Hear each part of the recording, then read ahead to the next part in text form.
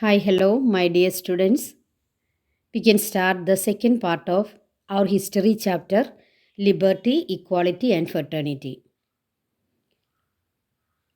നിങ്ങളെല്ലാവരും part one കാണുകയും പഠിക്കുകയും ചെയ്തു എന്ന് വിചാരിക്കുന്നു. പാർട്ട് വൺ വീഡിയോയിൽ നമ്മൾ എന്താണ് പഠിച്ചതെന്ന് നമുക്ക് ജസ്റ്റ് ഒന്ന് ഓർമ്മിച്ചതിന് ശേഷം നമുക്ക് ഈ ക്ലാസ്സിലേക്ക് പോകാം. എന്താണ് നമ്മളവിടെ പഠിച്ചത്? ഫ്രഞ്ച് റെവല്യൂഷൻ്റെ റീസൺസിൻ്റെ ആദ്യത്തെ 2 പോയിൻ്റാണ് നമ്മളവിടെ പഠിച്ചത്. ഫ്രഞ്ച് റെവല്യൂഷൻ്റെ റീസൺസ് 5 പോയിൻറ്റ്സ് ആണ് അതിനകത്തുള്ളത്. ഏതൊക്കെയാണ് ആ പോയിൻറ്റ്സ് നിങ്ങൾ ഓർക്കുന്നുണ്ടോ? എന്ന് പറഞ്ഞേ. First, the despotic regime in France. Second, the inequality in the French society. Third, the rise of A middle class. Fourth, economic crisis. Fifth, the influence of philosophers. അതിൽ ഫസ്റ്റും സെക്കൻഡും നമ്മൾ ഫസ്റ്റ് ക്ലാസ്സിൽ പഠിച്ചു കഴിഞ്ഞു. ആരെങ്കിലും ആ ക്ലാസ് അറ്റൻഡ് ചെയ്തിട്ടില്ല എങ്കിൽ പ്ലീസ് അത് പോയി നിങ്ങൾ കണ്ടതിന് ശേഷം വേണം നിങ്ങൾ ഈ പാർട്ട് 2 കാണാനായിട്ട്. അപ്പം നമുക്ക് 3, 4, 5 പോയിൻറ്റ്സിലേക്കാണ് നമ്മൾ ഇന്നത്തെ ക്ലാസ്സിൽ പോകുന്നത്. അപ്പം വീഡിയോ മുഴുവൻ നിങ്ങൾ സ്കിപ്പ് ചെയ്യാതെ മുഴുവനും കാണാനായിട്ട് ശ്രദ്ധിക്കുക. അപ്പം നമ്മൾ ആ റീസൺ എല്ലാം ഇന്ന് കംപ്ലീറ്റ് ചെയ്യാൻ പോവാം. നമ്മുടെ തേർഡ് റീസണിലേക്ക് നമുക്ക് വരാം. The rise of the middle class. Question: the rise and discontent of middle class decisively influence the French revolution. Evaluate. ഫ്രാൻസിലെ ഒരു മിഡിൽ ക്ലാസ് ഉയർന്നു വന്നത് അവരുടെ ഡിസാറ്റിസ്ഫാക്ഷൻ, അവരുടെ രാജാവിനോടും ഭരണത്തോടുമുള്ള എതിർപ്പ് എങ്ങനെ ഫ്രഞ്ച് റെവല്യൂഷന് കാരണമായി? അതൊരു ഫ്രഞ്ച് റെവല്യൂഷൻ്റെ ഒരു റീസണാണോ? അതാണ് ക്വസ്റ്റ്യൻ. അത് ഇവാലുവേറ്റ് ചെയ്യുക. ഈ സെൻറ്റൻസിനെ നമ്മൾ ഇവാലുവേറ്റ് ചെയ്യുക എന്ന ഇതിൻ്റെ മീനിങ് എന്താണ്? Is it true? വൈ? എന്താ അത് ശരിയാണോ? അങ്ങനെ പറയുന്നത് ശരിയാണോ? എന്തുകൊണ്ട്? എന്താണ്? The rise and discontent of middle class decisively influence French revolution. അപ്പോൾ ഈ മിഡിൽ ക്ലാസ് ആരാണെന്ന് നമുക്കൊന്ന് പഠിക്കണം. അവരെന്തുകൊണ്ടാണ് ഡിസാറ്റിസ്ഫൈഡ് ആയത്? അവരുടെ ഡിസ്കണ്ടൻറ്റ് എന്തായിരുന്നു? First point, the middle class emerged in French society in the 18th century. The progress made in the agriculture and industrial sectors of France at that time led to the rise of the middle class. അപ്പോൾ അവിടെ 3 എസ്റ്റേറ്റുകളാണ് ഉണ്ടായിരുന്നത്. First estate clergy, second estate nobles and third estate Commons. അപ്പോൾ ഈ കോമൺസിൽ നിന്നാണ് ആരുയർന്നു വന്നത്? ഈ middle class ഉയർന്നു വന്നത്. അപ്പോൾ കോമൺസിൽ ആരാണ് മിഡിൽ ക്ലാസ് ആയിട്ട് മാറിയത്? അഗ്രികൾച്ചറും ഇൻഡസ്ട്രിയൽ വർക്കും ചെയ്ത് വെൽത്തിയായി മാറിയ ആൾക്കാരാണ് മിഡിൽ ക്ലാസ് ആയിട്ട് അവരുടെ കൂട്ടത്തിൽ നിന്ന് ഈ കോമൺസ് എന്ന് പറയുന്ന തേർഡ് എസ്റ്റേറ്റിൽ നിന്നും ഉയർന്നു വന്നു. അപ്പം രണ്ടാമത്തെ പോയിന്റ് നോക്കിയേ. The progress made in the agriculture and industrial sectors led to the rise of middle class. Those who took advantage of the employment opportunities in the cities progressed economically and become part of middle class. നോക്കിക്കേ, ഈ കോമൺസിനകത്തുനിന്ന് കുറച്ച് ആളുകൾ എന്ത് ചെയ്തു? അവർ സിറ്റികളിലേക്ക് പോയി അവിടെ വർക്കേഴ്സായി മാറി, ഇൻഡസ്ട്രീസിലൊക്കെ വർക്കേഴ്സായി മാറി. അപ്പോൾ അവർക്ക് സാലറി കിട്ടി, അവർ കുറച്ചുകൂടി വെൽത്തിയായി മാറി. അപ്പോൾ അവരെയും നമ്മൾ ആരായിട്ട് പരിഗണിക്കണം? Middle class. Then, domestic trade and foreign trade made the industrialist wealthy. ഈ കോമൺസിനകത്തുനിന്ന് കുറച്ച് ആളുകൾ ആരായി മാറി? ഇൻഡസ്ട്രികളുടെയൊക്കെ ഓണേഴ്സായി മാറി. ഇൻഡസ്ട്രികളുടെ ഓണേഴ്സിനെയാണ് നമ്മൾ ഇൻഡസ്ട്രിയലിസ്റ്റ് എന്ന് പറയുക. അപ്പോൾ ഈ ഇൻഡസ്ട്രിയലിസ്റ്റുകൾക്ക് 2 തരം ട്രേഡ് അവർക്ക് കിട്ടി: domestic trade and foreign trade. അപ്പോൾ ഫ്രാൻസിന് അന്ന് കുറേ കോളനികളൊക്കെ ഉണ്ടായിരുന്നു. അപ്പം നമുക്കറിയാം 18th century. അപ്പം ഫ്രാൻസിൻ്റെ കോളനികളിലൊക്കെ അവരുണ്ടാക്കുന്ന പ്രോഡക്റ്റുകൾ കയറ്റി അയച്ചു. അങ്ങനെ ഇമ്പോർട്ട് കൊണ്ടും അവർക്ക് പണം കിട്ടി, ഡൊമസ്റ്റിക് ട്രേഡ് കൊണ്ടും അവർ വെൽത്തിയായി മാറി. ഇവരും ആരായി മാറി? Middle class. അപ്പോൾ കോമൺ പീപ്പിൾ എന്ന് പറയുന്ന അത്രയും പോവർട്ടിയൊക്കെ അനുഭവിച്ചുകൊണ്ടിരുന്ന ആ തേർഡ് എസ്റ്റേറ്റിൽ നിന്നും അഗ്രികൾച്ചർ കൊണ്ടും ഇൻഡസ്ട്രി കൊണ്ടും വർക്കേഴ്സായും അതുപോലെ തന്നെ എൻ്റർപ്രനേഴ്സായും ഒക്കെ വെൽത്തിയായി മാറിയ ആളുകളാണ് മിഡിൽ ക്ലാസ്. പക്ഷേ ഇവർ അത്ര സാറ്റിസ്ഫൈഡ് അല്ലായിരുന്നു. എന്താണ് ഇവർ അത്ര സാറ്റിസ്ഫൈഡ് അല്ലാത്തതിൻ്റെ കാരണം? Middle class people control major ports and cities. They control the major ports of France and the cities of France. Why? They are the industrialist. they are the agricultural producers. They produce a lot of things. അപ്പോൾ production നടത്തുന്ന ആളുകളാണ് എവിടെയാണെങ്കിലും wealthy ആയിട്ട് മാറുക. നമുക്കറിയാം നമ്മുടെ നാട്ടിൽ നിങ്ങളൊന്ന് ആലോചിച്ച് നോക്കിയേ, ഏറ്റവും കൂടുതൽ വെൽത്തുള്ള ആളുകൾ ആരാണ്?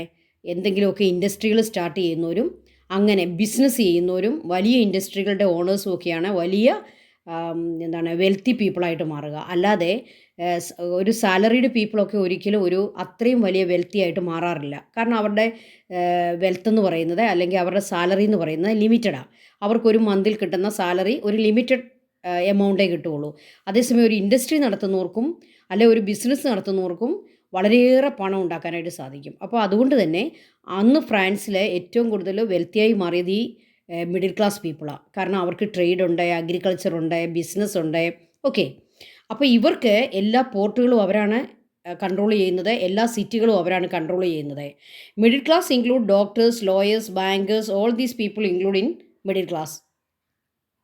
ഡോക്ടേഴ്സ്, ലോയേഴ്സ്, ബാങ്കേഴ്സിൻ്റെ ഒക്കെ പേര് ഇവിടെ തരാൻ കാര്യം എന്നാ, അവരൊക്കെ ലോയേഴ്സ് നമുക്കറിയാം, അവർക്ക് ഒരു സാലറീഡ് പീപ്പിൾ അല്ല. ലോയേഴ്സ് അവർ സെൽഫ് ആയിട്ട് ജോലി ചെയ്യുന്നവരാ, അവർക്ക് രൂപ ഉണ്ടാക്കാം. അതുപോലെ ബാങ്കേഴ്സ് ബാങ്ക് നടത്തുന്നവരാ, അവർക്ക് ലിമിറ്റ് ഇല്ലാതെ പണം ഉണ്ടാക്കാനായിട്ട് പറ്റും അല്ലേ. ഡോക്ടേഴ്സ് നമുക്കറിയാം നല്ല ഹൈ സാലറീഡ് പീപ്പിളാണ് doctors. So all these categories of people they also include in middle class people. Why these middle class people were not satisfied?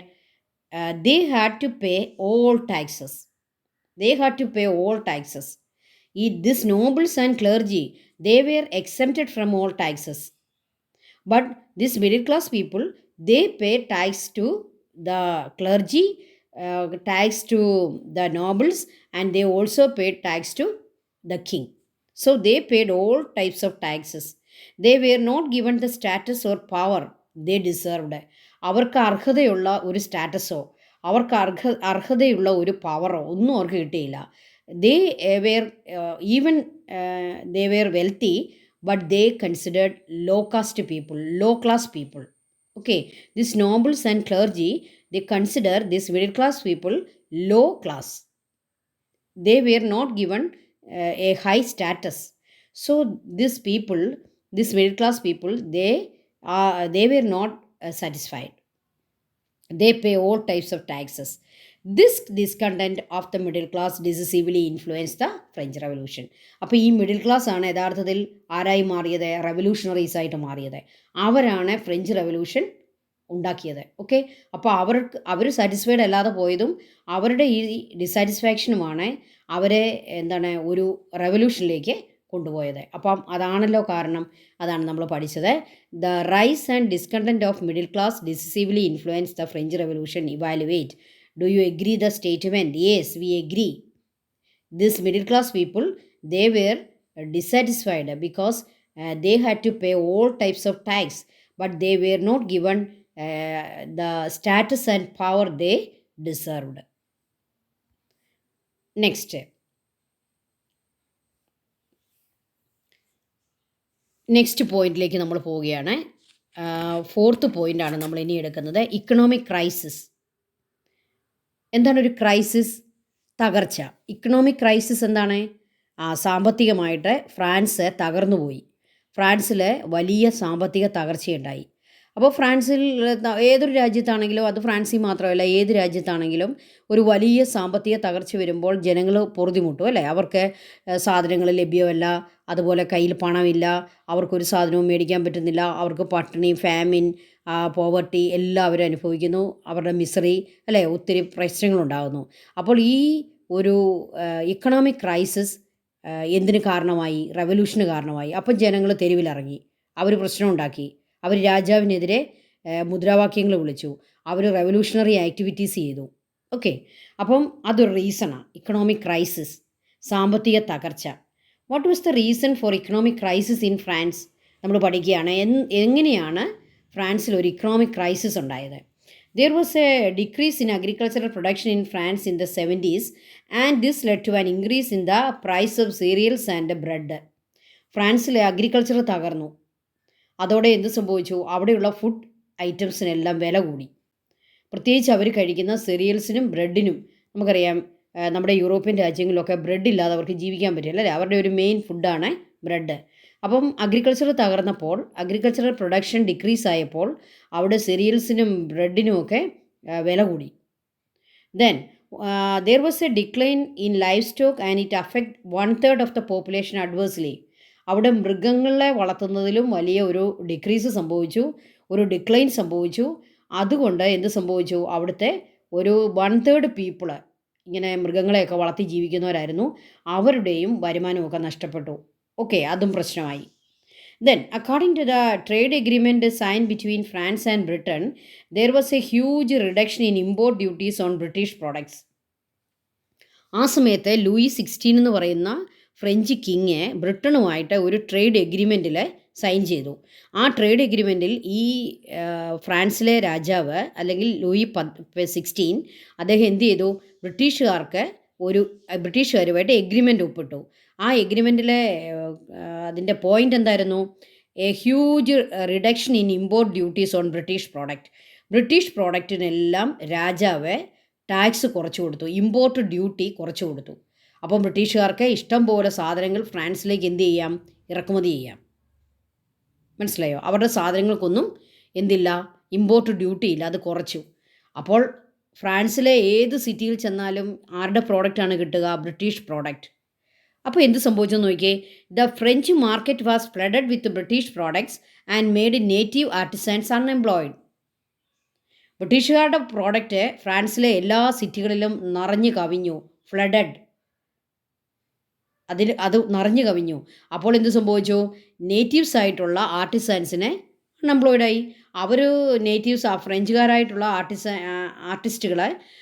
Artisans അവർ ചില പ്രോഡക്റ്റൊക്കെ ഉണ്ടാക്കി ഈ സിറ്റികളിലൊക്കെ കൊണ്ട് വിറ്റായിരുന്നു ജീവിച്ചുകൊണ്ടിരുന്നത്. അവരുടെ പ്രോഡക്റ്റ് ആർക്കും വേണ്ട, എല്ലാവർക്കും ബ്രിട്ടീഷ് പ്രോഡക്റ്റ് മതി. അങ്ങനെ വന്നപ്പോൾ നേറ്റീവ് ആർട്ടിസൻസിൻ്റെ എംപ്ലോയ്മെൻറ്റ് നഷ്ടപ്പെട്ടു. ദേ ബിക്കെയിം അൺഎംപ്ലോയിഡ്. അപ്പോൾ അവരുടെയും വരുമാനം ഇല്ലാതെ പോയി. അതാണ് ഇക്കണോമിക് ക്രൈസിസിൻ്റെ കാരണം. അവിടെ ഫാർമേഴ്സ് വരുമാനമില്ലാത്തവരായി. കാരണം എന്താണ്? പ്രൊഡക്ഷൻ കുറഞ്ഞു, അഗ്രികൾച്ചറൽ പ്രൊഡക്ഷൻ കുറഞ്ഞു. അവരുടെ അനിമൽ ഹസ്ബൻഡറി പോലുള്ള മറ്റ് ഓക്യുപ്പേഷൻസും ഡിക്ലൈനായി. ഇനിയും ആർട്ടിസൻസിന് ഇനി എന്താണ് അവസ്ഥ? അവരുടെ പ്രോഡക്റ്റ് ആർക്കും വേണ്ട, കാരണം എല്ലാവരും മേടിക്കുന്ന ബ്രിട്ടീഷ് പ്രോഡക്റ്റാണ്. അതിൻ്റെ റീസൺ എന്താണ്? The king signed an agreement with Britain and he reduce the import tax of British product. അങ്ങനെയൊക്കെ വലിയ ഇക്കണോമിക് ക്രൈസിസിലേക്ക് അവർ പോവുക. അതിനിടയ്ക്ക് ഈ ലൂയി 16 അദ്ദേഹം എന്താ ചെയ്തെന്ന് നോക്കിയേ. കിങ് ലൂയി 16 ബോറോഡ് ഹ്യൂജ് സംസ് ഫ്രം ബാങ്കേഴ്സ്. അദ്ദേഹം വലിയ തുക കടമെടുത്തു ഫ്രം ബാങ്കേഴ്സ്. കണ്ടോ? അപ്പോൾ ഫ്രാൻസ് വലിയ കടത്തിലേക്ക് പോയി. Huge amount he borrowed from bankers. So all these circumstances led to France an economic crisis. അപ്പോൾ കർഷകരുടെ പ്രശ്നം, ആർട്ടിസാൻസിൻ്റെ പ്രശ്നം, ലൂയി 16 എടുത്ത ഈ വലിയ പണം, huge sum he borrowed from bankers. So this was the economic crisis in France. This economic crisis leads to a revolution. ഇത് ഒരു റെവല്യൂഷനിലേക്ക് കൊണ്ടുപോയി. ഓക്കെ, നമുക്ക് ലാസ്റ്റ് ഇതിലേക്ക് പോകാം. നമുക്ക് മറ്റൊരു ക്വസ്റ്റ്യൻ കൂടി ഇതിനിടയ്ക്കൊന്ന് നമുക്ക് നോക്കണം. The middle class demanded that rules of taxation should be made equal among all citizens. Explain. ഇതിനിടയ്ക്ക് ഈ മിഡിൽ ക്ലാസ് പീപ്പിൾ അവർ ഡിസാറ്റിസ്ഫൈഡ് ആണല്ലോ. നമ്മൾ ഓൾറെഡി പഠിച്ചു അവരെന്തുകൊണ്ടാണ് ഡിസാറ്റിസ്ഫൈഡ് ആയത്. അവർ വെൽത്തിയാണ്, പക്ഷേ അവർക്ക് എന്ത് കിട്ടുന്നില്ല? നല്ല സ്റ്റാറ്റസ് കിട്ടുന്നില്ല, പവർ കിട്ടുന്നില്ല. അപ്പോൾ ഈ മിഡിൽ ക്ലാസ് പീപ്പിളെ രാജാവിനോടൊരു കാര്യം ആവശ്യപ്പെട്ടു. എന്താണെന്നോ? അവർക്ക് എന്താണ് ടാക്സേഷൻ റൂള് മാറ്റണം. They demanded that rules of taxation should be made equal among all citizens. ഞങ്ങൾ മാത്രം ടാക്സ് തരാൻ അങ്ങനെ തയ്യാറല്ല. ക്ലർജി തരട്ടെ, നോബിൾസിനോട് മേടിക്കുക, എല്ലാവർക്കും ഈ ടാക്സ് എന്ന് പറയുന്ന സംഭവം ഈക്വലായിട്ട് കൊടുക്കുക. അതായിരുന്നു അവരുടെ ഡിമാൻഡ്. നമുക്കതൊന്ന് എക്സ്പ്ലെയിൻ ചെയ്യാൻ പഠിക്കാം. There was an economic crisis in France in 1770 onwards. Agriculture and industrial production declined. British products was flooded in French market. Native artisans unemployed. King Louis XVI borrowed huge sums from bankers. The empty coffers discouraged bankers from lending more money. ഈ bankers രാജാവിനോട് പറഞ്ഞു, ഇനി കൂടുതൽ പണം തരികയില്ല. കാരണം എന്താണ്? M T കോഫേഴ്സ് എന്ന് പറഞ്ഞാൽ എന്താണ്? അവരുടെ ഫ്രാൻസിൻ്റെ ട്രഷറി ഇപ്പോൾ കാലിയാണ്, അവരുടെ ഖജനാവ് കാലിയാണ്. രാജാവിനെ ഇങ്ങനെ പണം തരാൻ ഞങ്ങൾ തയ്യാറല്ലെന്ന് ബാങ്കേഴ്സ് പറഞ്ഞു. They opposed a inequality in taxation. ടാക്സേഷനിലെ ഇൻഇക്വാളിറ്റിയെ bankers or this middle class they oppose. Tax എല്ലാവരോടും മേടിക്കാത്തതുകൊണ്ട് അവരതിനെ ഒപ്പോസ് ചെയ്തു. They demanded that rules of taxation should be made equal among all citizen. അവർ പറഞ്ഞു ഇനി തൊട്ട് ടാക്സേഷൻ ഈക്വൽ ആക്കാൻ പറഞ്ഞു. ക്ലർജി, നോബിൾസ് ഇവരെയൊക്കെ ടാക്സിൻ്റെ അണ്ടറിൽ കൊണ്ടുവരാനായിട്ട് മിഡിൽ ക്ലാസ് അല്ലെങ്കിൽ ബാങ്കേഴ്സൊക്കെ മിഡിൽ ക്ലാസ് ആണല്ലോ, അവരാവശ്യപ്പെട്ടു. നോക്കിക്കേ, ഇതാണ് അവരിങ്ങനെ ഒരു ടാക്സേഷൻ പോളിസിയിൽ ഒരു ചേഞ്ച് ആവശ്യപ്പെട്ടത്. They demanded that rules of taxation should be made equal all citizens. അപ്പോൾ നമ്മൾ പഠിച്ച അതേ ആ ഇക്കണോമിക് ക്രൈസിസിൻ്റെ പോയിൻറ്റ്സ് തന്നെയാണ് ഇതിലും വരുന്നത്. അവസാന ഭാഗത്ത് നമുക്കൊരു ചെറിയ ഒരു ചേഞ്ച് വരുത്തിയാൽ മതി. This bankers they opposed inequality in taxation and demanded that rules of taxation should be made equal among all citizens. Okay, അപ്പോൾ ഈ ഇക്കണോമിക് ക്രൈസിസ് എന്നുള്ള ആ ഒരു പോയിന്റിൽ നിന്ന് മറ്റൊരു ക്വസ്റ്റ്യൻ കൂടി ടീച്ചർ എഴുതിയിരിക്കുകയാണ്. ഇങ്ങനൊരു ക്വസ്റ്റ്യൻ വന്നാലും നിങ്ങൾ ഇതേ പോയിൻറ്റ്സ് ഒക്കെ തന്നെ കൊടുക്കുക. ഓക്കെ, നമുക്കിനിയും influence of philosophers. French philosophers ആരാന്നൊക്കെ നമുക്കൊന്ന് പഠിക്കണം. അവരുടെ ഇൻഫ്ലുവൻസ് എങ്ങനെയാണ് റെവല്യൂഷൻ ഉണ്ടാക്കിയതെന്ന് കൂടി പഠിക്കണം. ഇതാണ് റെവല്യൂഷൻ്റെ റീസൺസിൽ last one. Who were the philosophers that influenced French people for a revolution? Voltaire, Rousseau, Montesquieu. പേരുകളൊക്കെ പറയുമ്പം കറക്റ്റായിട്ട് പറയുക. Voltaire, Rousseau. സ്പെല്ലിങ് നോക്കിയേ, സ്പെല്ലിങ് അങ്ങനെയാണെങ്കിലും നമ്മളത് വായിക്കേണ്ടത് Rousseau. Then third one Montesquieu. ഇവർ മൂന്നുമാണ് ഫ്രാൻസിലെ പ്രധാനപ്പെട്ട ഫിലോസഫേഴ്സ്. അപ്പോൾ ഇവരുടെ ഇൻഫ്ലുവൻസ് ഫ്രഞ്ച് റെവല്യൂഷന് കാരണമായി. ഇവരുടെ ഫിലോസഫി, ഇവരുടെ ബുക്സ്, ഇതൊക്കെ ഫ്രാൻസിലെ ആളുകളെ ഇൻഫ്ലുവൻസ് ചെയ്തു. അപ്പം നമുക്ക് അവരെക്കുറിച്ച് ഓരോരുത്തരെക്കുറിച്ചും പഠിക്കണം. The French philosophers and their ideas convince the people of France and they react against injustice. Do you agree? Explain the role of philosophers in French revolution. French റെവല്യൂഷനിൽ ഈ ഫിലോസഫേഴ്സിൻ്റെ റോൾ എന്താണ്? ഫ്രഞ്ച് ഫിലോസഫേഴ്സ് ഫ്രാൻസിൽ നടക്കുന്ന injustice ജനങ്ങൾക്ക് മനസ്സിലാക്കി കൊടുത്തോ? അതിനോട് റിയാക്റ്റ് ചെയ്തോ? എന്തായിരുന്നു ഈ ഫിലോസഫേഴ്സിൻ്റെ റോള്? ഇതാണ് നമ്മുടെ ക്വസ്റ്റ്യൻ. ഇതൊരു 6 മാർക്കിൻ്റെ ക്വസ്റ്റ്യനാണ് കേട്ടോ. ഇതൊരു 6 മാർക്ക് ക്വസ്റ്റ്യനാണ്. അപ്പോൾ നമ്മൾ ഇച്ചിരി കൂടുതൽ എഴുതണം. നമുക്കറിയാം 6 മാർക്ക് കിട്ടണമെങ്കിൽ തീർച്ചയായിട്ടും നമ്മൾ നന്നായിട്ട് ആൻസർ ചെയ്യണം. അപ്പോൾ നമുക്ക് ഒരു ലോങ് ക്വസ്റ്റ്യനാണ്. ഇതിൻ്റെ ആൻസർ ഒരു 3 സ്ലൈഡായിട്ടാണ് ടീച്ചർ ചെയ്തിരിക്കുന്നത്. അത് നിങ്ങൾ 3ഉം ഒരുമിച്ചാണ് ആൻസറായിട്ട് ചെയ്യേണ്ടത്. നമുക്ക് തുടങ്ങാം. Yes, I agree with the statement. അപ്പോൾ നമുക്ക് ഡു യു എഗ്രി എന്നൊരു ക്വസ്റ്റ്യൻ വന്നാൽ നമ്മൾ ആദ്യത്തെ സെൻറ്റൻസ് എന്ത് തന്നെ എഴുതണം? നമ്മൾ എഗ്രി ചെയ്യുന്നെന്ന് തന്നെ എഴുതണം. Yes, I agree with the statement. The French philosophers and their ideas convince the people of France. ഫ്രാൻസിലെ ഫിലോസഫേഴ്സിൻ്റെ ഐഡിയകൾ ഫ്രഞ്ച് പീപ്പിളിനെ കൺവിൻസ് ചെയ്തു. എന്താ കൺവിൻസ് ചെയ്യുക എന്ന് പറഞ്ഞാൽ അവർക്കത് മനസ്സിലായി, അവർക്കത് മനസ്സിലാകാനായിട്ട് സാധിച്ചു. അത്രയ്ക്ക് കഴിവായിരുന്നു ഈ ഫിലോസഫേഴ്സിന്. The philosophers inspired them to react against injustice. ഈ ഫിലോസഫേഴ്സാണ് ഫ്രാൻസിലെ ഇൻജസ്റ്റിസ്, എന്താണ് ഇൻജസ്റ്റിസ് എന്ന് പറഞ്ഞാൽ നീതിയില്ലായ്മ, അല്ലേ? നീതിയില്ലാത്ത അവസ്ഥയെ അതിനോട് റിയാക്ട് ചെയ്യാനായിട്ട് ജനങ്ങളെ പ്രേരിപ്പിച്ചു. ആരായിരുന്നു ഫിലോസഫേഴ്സ് എന്ന് പിന്നെ എഴുതുക. Philosophers were Voltaire, Rousseau and Montesquieu. എന്നിട്ട് നമുക്ക് എന്ത് ചെയ്യണം? ഈ ആൻസറിനെ നമ്മൾ എങ്ങനെയാണ് ഇനിയും അതിനെ കൂടുതലാക്കുന്നത്? ഈ 3 പേരെക്കുറിച്ച് എഴുതണം. First one Voltaire. അപ്പോൾ നമുക്ക് വോൾട്ടയറിനെ പറ്റി പഠിക്കാം. Voltaire was a philosopher, historian, satirist and a philanthropist. അദ്ദേഹം ഫിലോസഫറാണ്, ഹിസ്റ്റോറിയനാണ്, സെറ്ററിസ്റ്റാണ്, ഒരു ഫിലാന്ത്രോപ്പിസ്റ്റാണ്. പല മേഖലയിൽ കഴിവുള്ള ആളാണ് വോൾട്ടയർ. മെയിനായിട്ട് അദ്ദേഹം ഒരു ഫിലോസഫറാണെന്നുള്ളതാണ്. അദ്ദേഹം ഒരു ഹിസ്റ്റോറിയനാണ്, സെറ്ററിസ്റ്റാണ്, ഫിലാന്ത്രോപ്പിസ്റ്റാണ്. അങ്ങനെയുള്ള മേഖലകളിലും അദ്ദേഹത്തിന് കഴിവും ഒക്കെയുണ്ട്. He constantly criticise the clergy through his articles. അതാണ് നമ്മൾ ശ്രദ്ധിക്കേണ്ട കാര്യം. ഈ വോൾട്ടയർ ഏറ്റവും കൂടുതൽ ഇദ്ദേഹത്തിന് ഇൻജസ്റ്റിസ് കാണുന്നത് ക്ലർജി പീപ്പിളാണ്, ചർച്ച. അദ്ദേഹം ഏറ്റവും കൂടുതൽ ക്രിട്ടിസൈസ് ചെയ്തത് ചർച്ചിനെയും ക്ലർജി പീപ്പിളിനെയുമാണ്. കാരണം നിങ്ങൾക്കറിയാം, അന്നത്തെ ചർച്ചും ക്ലർജി പീപ്പിളും വളരെ മോശമായിട്ടുള്ള ജീവിതമായിരുന്നു. അല്ലെങ്കിൽ അവർ വലിയ ഫ്യൂഡൽ പ്രഭുക്കന്മാരെ പോലെ ആഡംബരത്തിൽ ടാക്സൊക്കെ പിരിച്ച് അങ്ങനെ സുഖിച്ച് ജീവിച്ചവരാ. അപ്പം അവരുടെ ആ ഒരു ജീവിതം ബൈബിളിന് നിരക്കുന്നതല്ല. അതുകൊണ്ടായിരിക്കാം ഒരുപക്ഷേ ഈ വോൾട്ടയറെ ഹീ ക്രിട്ടിസൈസ്.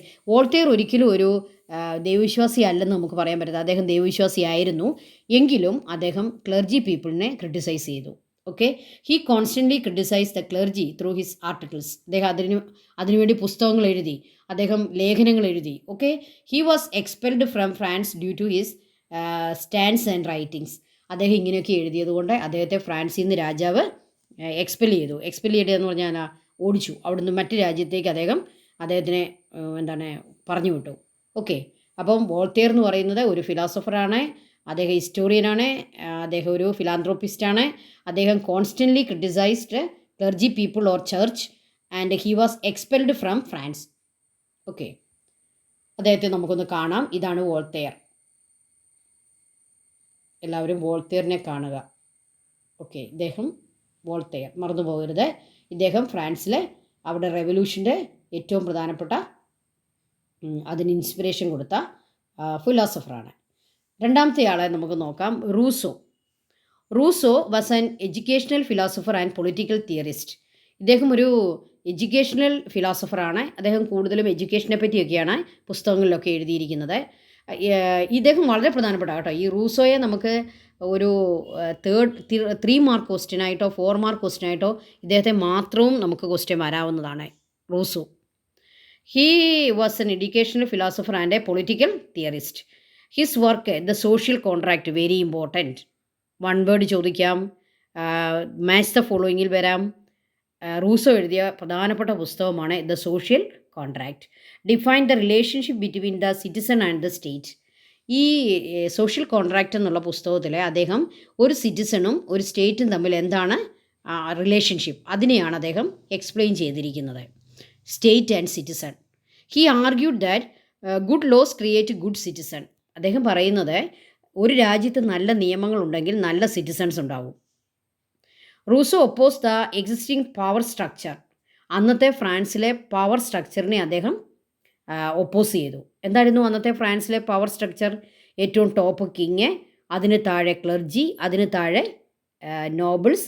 അവർക്ക് എല്ലാ റൈറ്റ്സും ഉണ്ട്, എന്നാൽ കോമൺസ് അവർക്കൊരു റൈറ്റും ഇല്ല. അവർ തേർഡ് എസ്റ്റേറ്റ് ആയിരുന്നു. ഓക്കെ, ഈ ഒരു പവർ സ്ട്രക്ചറിനെ ആര് ഒപ്പോസ് ചെയ്തു? റൂസോ. അദ്ദേഹത്തിന് ഒരു ഫേമസ് ഒരു കമൻ്റ് ഉണ്ട്, മാൻ is born free but everywhere he is in chains, he said. ഒരു പക്ഷേ ഈ ഒരു കമൻറ്റ് തന്നിട്ട് ഇതാര് പറഞ്ഞതാണെന്ന് നമുക്ക് ക്വസ്റ്റ്യൻ വരാം. മാൻ ഈസ് ബോൺ ഫ്രീ, മനുഷ്യർ ഫ്രീ ആയിട്ട് ജനിക്കുന്നു, പക്ഷേ in everywhere he is in chains, അവൻ എല്ലായിടത്തും ചങ്ങലകളാൽ ബന്ധിക്കപ്പെട്ടിരിക്കുന്നു. എന്താണ് ഇത് സൂചിപ്പിക്കുക? മനുഷ്യനെ ദൈവം സൃഷ്ടിക്കുന്നത് ഫ്രീ ആയിട്ട്, അല്ലേ? എല്ലാ മനുഷ്യരും ഫ്രീ ആയിട്ട് ലിബർട്ടിയോടുകൂടി ജനിക്കുന്നു. പക്ഷേ ആരാണ് അവനെ ചങ്ങലക്കിടുന്നത്? ചുറ്റുമുള്ള സമൂഹം, അല്ലെങ്കിൽ ഗവൺമെൻറ്, അല്ലെ രാജാവ്, ഒക്കെ അവർ ചങ്ങലയിലാണ്. അപ്പോൾ ആ ചങ്ങല പൊട്ടിക്കണമെന്നാണ് ആര് പറയുന്ന? റൂസോ. ഈ ഒരു അദ്ദേഹത്തിൻ്റെ ഫിലോസഫി ആരെ കൺവിൻസ് ചെയ്തു? ഈ ഫ്രാൻസിലെ ആളുകളെ കൺവിൻസ് ചെയ്തു. Man is born free but everywhere he is in chains. This was the famous sentence of Rousseau, the philosopher. Rousseau's work inspired French revolution. അപ്പോൾ റൂസോയുടെ വർക്കുകളെല്ലാം, പ്രത്യേകിച്ച് അദ്ദേഹത്തിൻ്റെ വർക്കിൻ്റെ പേര് ഏതാ നമ്മൾ ഓർക്കേണ്ടത്? The social contract. അദ്ദേഹത്തിൻ്റെ ഫേമസ് ആയിട്ടുള്ള സെൻറ്റൻസ് ഏതാണ്? Man is born free but everywhere he is in chains. റൂസോയുടെ ഒരു പിക്ചർ നമുക്ക് കാണാം. ഇതാണ് റൂസോ. ഓക്കെ, ഇദ്ദേഹം ഏറ്റവും ഫേമസ് ആരാണെന്ന് ചോദിച്ചാൽ, ഈ 3 പേരിൽ ഏറ്റവും ഫേമസ് ആരാണെന്ന് ടീച്ചറിനോട് ചോദിച്ചാൽ ഞാൻ പറയും അത് റൂസോയാ. ഓക്കെ, ഇദ്ദേഹത്തെ മാത്രമായിട്ട് നമുക്ക് ക്വസ്റ്റ്യൻ വരാം. Then Montesquieu. Montesquieu criticised the evils of the church and the tyranny of the state. അദ്ദേഹം ഏറ്റവും കൂടുതൽ മോണ്ടസ്ക്യൂ എന്ന് പറയുന്ന ഫിലോസഫറെ ഏറ്റവും കൂടുതൽ ക്രിട്ടിസൈസ് ചെയ്തത് ഈവിൾസ് ഓഫ് ദ ചർച്ച്. വോൾട്ടയറെ പോലെ അദ്ദേഹം ക്ലർജിയല്ലേ ക്രിട്ടിസൈസ് ചെയ്തത്, ഇദ്ദേഹവും അതുപോലെ തന്നെ ചർച്ചിനെയാണ് ക്രിട്ടിസൈസ് ചെയ്തത്. എന്നിട്ട് അത് മാത്രമല്ല, രാജാവിനെയും ക്രിട്ടിസൈസ് ചെയ്തു. ടിറനി എന്നുള്ള വാക്കിൻ്റെ അർത്ഥം എന്താ? ക്രൂരഭരണം of the state. He advocated limited monarchy and proposed that the powers of the government be divided into 3 branches. നോക്കിക്കേ, ആ ഒരു 18th സെഞ്ച്വറിയിൽ ഇന്നത്തെ രീതിയിലുള്ള ഒരു ഗവൺമെൻറ്റിനെ പറ്റി ഇന്നത്തെ രീതിയിലുള്ള ഒരു ഭരണത്തെപ്പറ്റി സ്വപ്നം കണ്ടയാളാണ് നമ്മുടെ മോന്തസ്ക്യൂ എന്ന് പറയുന്ന ഫിലോസഫർ. അതാണ് ഒരു ഫിലോസഫറുടെ ഗുണം. അദ്ദേഹം മുൻകൂട്ടി കാര്യങ്ങളെ കാണാനുള്ള കഴിവ് അവർക്കുണ്ടായി. അപ്പം മോന്തസ്ക്യൂ എന്താണ് കണ്ടത്? ഈ 18th സെഞ്ച്വറിയിൽ തന്നെ എല്ലാ ഗവൺമെൻറ്റിനും 3 വിങ് ഉണ്ടായിരിക്കണം, 3 ബ്രാഞ്ച് ഉണ്ടായിരിക്കണം. ഒന്നാമത്തേത് ലെജിസ്ലേച്ചർ, രണ്ടാമത്തേത് എക്സിക്യൂട്ടീവ്, മൂന്നാമത്തേത് ജുഡീഷ്യറി. കണ്ടോ? അപ്പോൾ അത്രയും കൂടുതൽ ചിന്തിക്കാൻ കഴിവുണ്ടായിരുന്ന മനുഷ്യനാണ് മോന്തസ്ക്യൂ. അദ്ദേഹം പറഞ്ഞു, അദ്ദേഹം ഗവൺമെൻറ്റിനെ ഡിവൈഡ് ചെയ്തത് 3ആയിട്ടാണ്: ലെജിസ്ലേറ്റീവ്, എക്സിക്യൂട്ടീവ്, ജുഡീഷ്യറി. നമുക്കറിയാം ഇന്ന് ലോകത്ത് കാണുന്ന എല്ലാ രാജ്യങ്ങളിലും ഈ 3 വിങ്ങുമുണ്ട് അല്ലേ?